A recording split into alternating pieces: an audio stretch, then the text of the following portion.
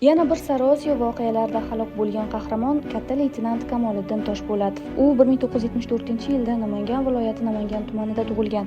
1992-96-yillar Toshkent Oliy umumqo'shni qo'mondonlik bilim yurtini imtiyozli tamomlagan. 1996-yil Toshpo'latov oila qurgan. Undan Umidjon va Mirkomiljon ismli farzandlari qolgan. Kichik farzandi Mirkomil otasi vafot etgandan keyin tug'ilgan. Shunday bo'lsa-da, u bugun ota kasbini davom ettirib kelmoqda. Toshpo'latov 2000-yil Surxondaryo viloyatining Sariosiyo va Uzun tumanlarini terrorchilardan tozalash jarayonida ishtirok etgan.